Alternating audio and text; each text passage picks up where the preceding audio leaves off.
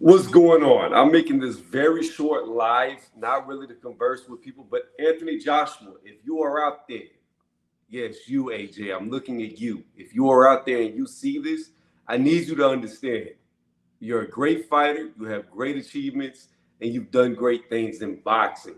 See, I've always felt like you're trying to please too many people.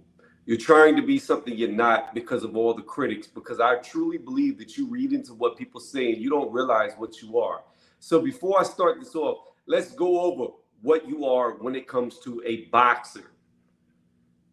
The heavyweight division, the first heavyweight champion in boxing, and all these things come from Wikipedia. So this is where I'm getting all my information from.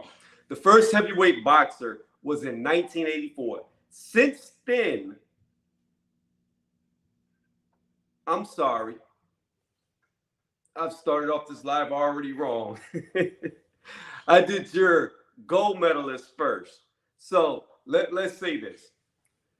Super heavyweight. Let's start with the amateurs. I digress, back to the point. Your amateur record, okay? We don't need to go over that. We're going to go over your amateur achievement. The Olympics, super heavyweight division where Anthony Joshua fought at, where he got his gold medal at, was started in 1984. Since 1984, Anthony Joshua, you are 1 out of 10 champions. 1 out of 10 people to win that gold medal in the Olympics. That's a hell of an achievement. That's an achievement that 99% of these fighters, more than 99%, 99.99% of heavyweight boxers, because really super heavyweight in the amateurs is heavyweight in the pros, they'll never see that. They'll never do that. So you're already right there. 1 of 10.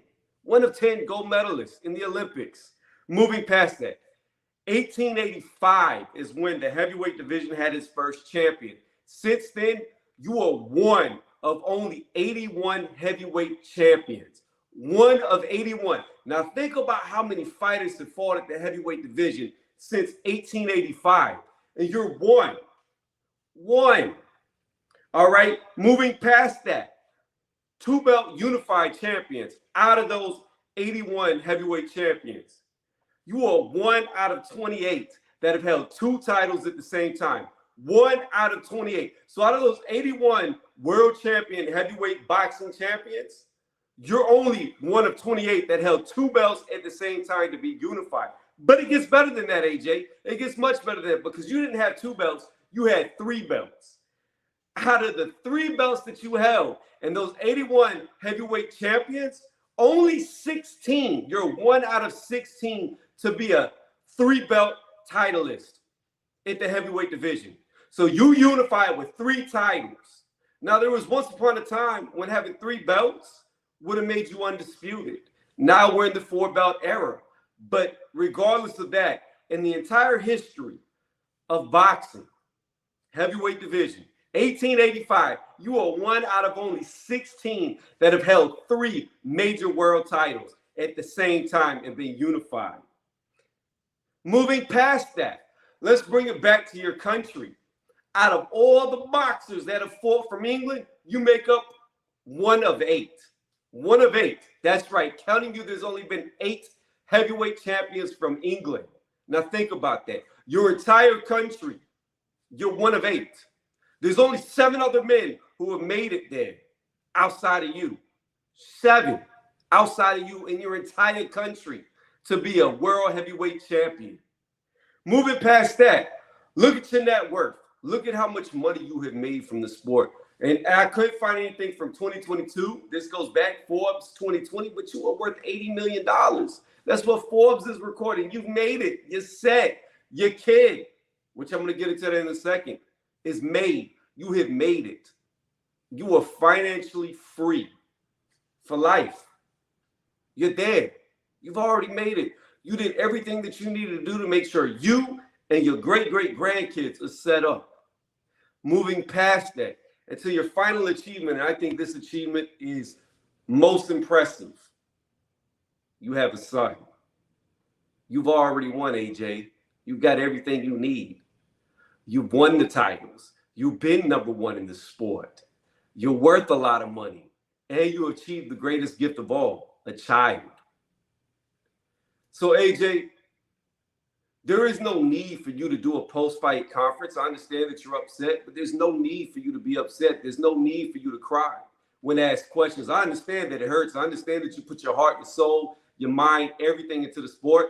I once did it, not on the level that you did, but I know how it is. I know what it's like to run the 10 miles. I know what it's like to do round after round after round of sparring and putting your body through all the damage that it takes doing something that you love or doing something that you want to be great at. I know how that feels. But you don't owe anybody anything. That's what you need to understand, AJ. You are so set on pleasing other people that sometimes you need to fall back and realize you've already pleased yourself. You've already accomplished everything. There's only one thing you have not accomplished in the heavyweight division, and that is undisputed. That's it. Other than that, like I said, I could go back over the numbers that I just did, but there's no need to.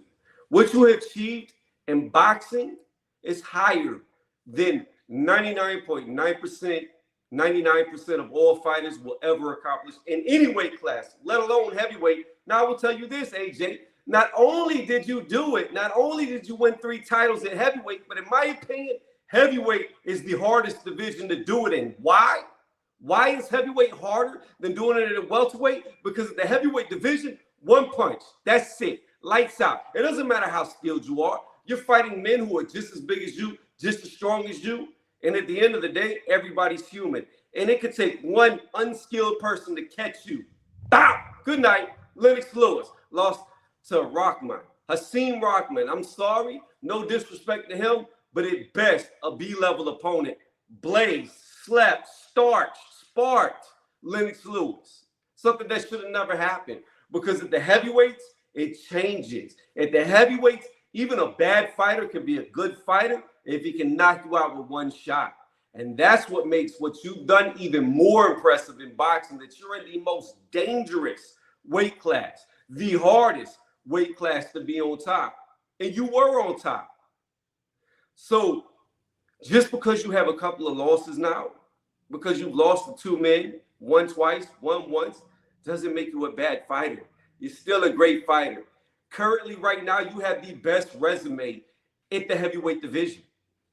Even though Usyk beat you, his resume is still not better than yours. Who does he have? Chisora? Chaz Witherspoon? Come on. AJ, you have the best resume in the heavyweight division right now. Your resume is better than Tyson Fury's. Your resume is better than Deontay Wilder's. It's better than your peers. So although you just lost in the rematch, it's okay because you still have the best resume. So again, you should not feel ashamed. You should not be upset. You should hold your head up high, chin high, expose that neck because you're not vulnerable. You're better than all these people. These people who talk about you, they can't beat you in a fight. They can't beat you in boxing. All they can do is type or move their pen on a piece of paper. That's all they can do. Because at the end of the day, you're better than all these people who are your critics. So moving forward past that, AJ, my opinion is I believe for your best interest is Tony Sims. I've been saying it for a long time. I think you made a mistake of going with Robert Garcia. I truly feel like when I watch your fights that you were best. Defense, movement, power, strength under Tony Sims, period. That is the guy for you. He's in your backyard. I have no idea what happened between you and him, why y'all fell out, why he's no longer your trainer. But in my opinion, if this is a sport that you want to continue, and you don't need to because you've done enough. But if it is one, my only advice is go back to the man who I feel made you great. Because you can have all the physicality in the world, but you need that mind to help you. Usyk is a prime example. He used his mind to beat you. As you told him in the ring after the fight, you asked him, how did you beat me? I'm bigger than you. I'm stronger than you. Skills. We can't always find the skills that we lack on our own. We need to have people around us who can unlock it, who can see where we're lacking, who can pick us up, make us better. That's what you need. You need a great mind to push you forward. And I truly believe Tony Sims was always that guy for you. You were undefeated with Tony Sims, and since leaving him, you had 2 losses with Rob McCracken, who at best to me is an amateur coach, and then Robert Garcia, 1 fight with him, and you lost. A lot of people said the last fight was a better performance. I think your first one looked better than this last one, in my opinion. I don't think Robert Garcia did you any favors because you tried to box. You tried to outbox Usyk again. You stood in mid-range, and you tried to box with him. Yes, you had a little bit better body movement, but I thought overall your first one was a better performance than this one. I mean, look at the difference in how Usyk looked after the fight in the first one and how he looked after this fight. He barely looked like he had been in a fight after this rematch. And the first one, he was bruised all over the place. Face, body, he was beat up. So, again, AJ, my advice to you is for trainers, you don't need to come here to America because the best guy for you is already there, a guy who already knows you. Tony Sims. And again, if something happened that's fucked up between y'all two and I'm overreaching, I'm sorry about that. But I'm just looking at it from a sports aspect and a progression aspect that I think he's the best guy for you. I mean, you can look at the fighters that Tony Sims has and see that he's done a great job. Like Conor Ben's a case in point of that. Turn him around 180. He looks way better. But I digress. Off that, AJ, back to the point of this. You have to understand that, especially in this boxing community, there are a bunch of fanboys and fangirls and men who are fangirls because they're in love with other men. You have to understand that. You cannot please them. You cannot listen to them because anytime you slip a stumble, for whatever weird reason, these people think if you do bad, their fighter does good, even though their fighter is doing absolutely nothing. That's what's so weird about all this. That's what you need to understand, that there are people who are going to put all their hate on you so that their fighter does better through you doing bad, even though you doing bad doesn't make their fighter do good. But their minds, that's what they believe. So, again, don't worry about what people are saying. Know who you are, know what you are. You started off in this game as somebody big, strong, weightlifter, okay. They say you're not a 12-round fighter. I say bullshit. They say you showed that you got tired against Dillian White. I say bullshit. You knocked him out. They said you got tired against Klitschko. I say bullshit. You knocked him out. Every single fighter, Povetkin, they say you got tired against him. Another guy, you stopped. Every guy that they said that you showed that you didn't have the endurance to go all 12 rounds, you stopped them. You stopped them. Andy Ruiz, when you got your first loss, you didn't lose that fight because you were too big, too strong, because you didn't have endurance. Your first clean shot put him on his fat ass. Bacon grease was going all over the ring. What happened was you got reckless. You got too excited. You wanted to please the fans in Miami too much because it was your first fight in America, and you went guns blazing without even thinking about what you were doing, trying to get the finish, and you got caught. When you got caught, you never recovered because Ruiz did not let you recover. That's the only reason you lost. You would have never lost that fight had you not gone in for the kill. Had you have fought smart and not try to impress all these people that you don't need to impress, because your record stands on its own. Your record is impressive enough. So you don't need to impress people. Your work already does that. So again, that's the only reason why you lost. My opinion has been the same from the jump. I think you should have never lost your weight. I think you should have stayed strong and been what you are, a motherfucking tank that's going to roll over somebody. That's who you are. In this last Usyk fight, you should have rolled his ass over, not stand at mid-range. Keep him at the end of your punch, jabbing him. When he closes the distance, do what Chisora did. Grab that ass and beat him with the free hand. Show him you're bigger, stronger, impose your will. But it's not about that at this moment. What this whole thing was about was you should not be feeling bad. Because whether you win, lose, or draw moving forward, your resume, your achievements, you're already a Hall of Famer. You've already made it. That's what you need to understand.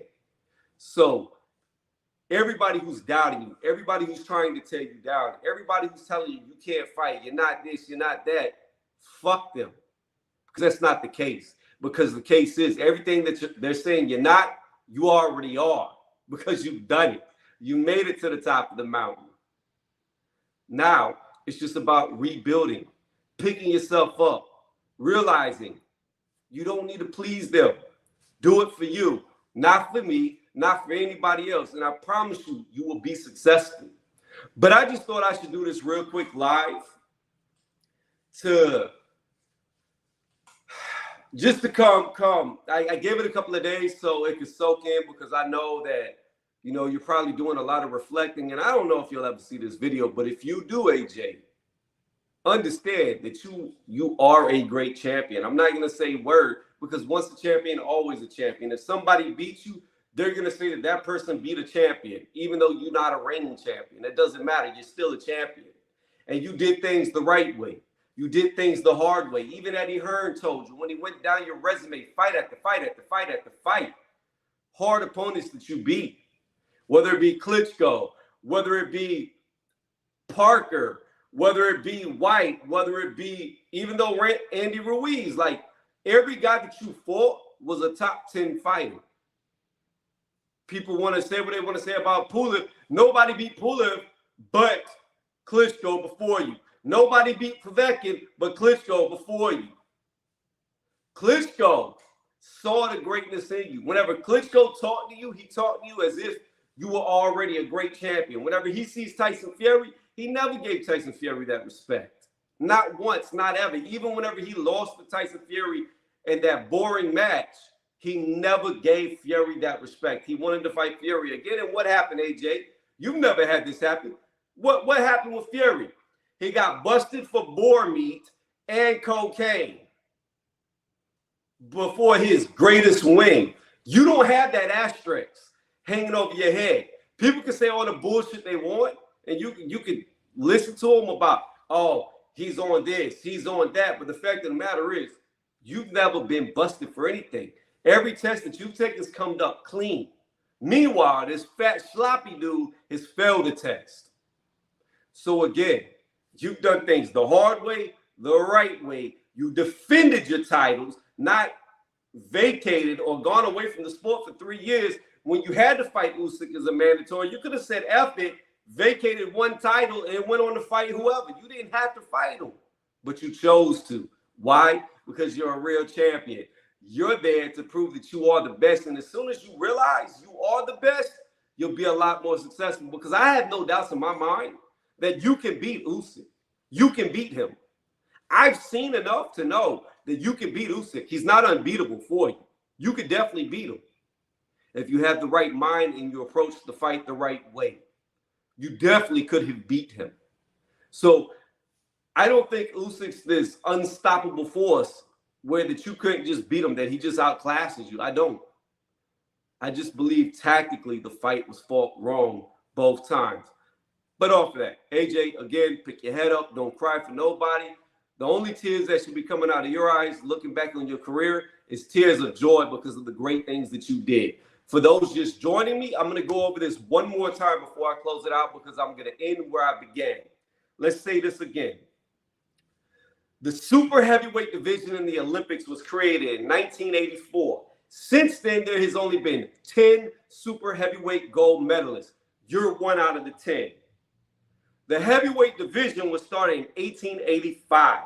Since then, there has been 81 heavyweight champions. You're one out of 81. Out of those 81, only 28 held 2 major titles at the same time.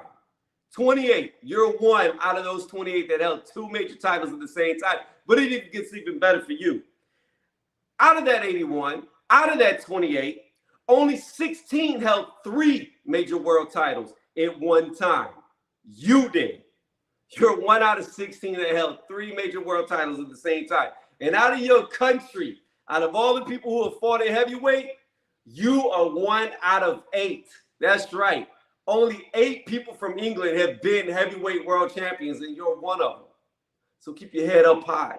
Don't let this shit get you down. Realize You're one of the best to do it. Realize you're already a Hall of Famer. Realize you're at the top. You're an elite. And don't let this shit get you down because you're too good to be feeling bad about your career. On that note, I'm out. Y'all have a good day.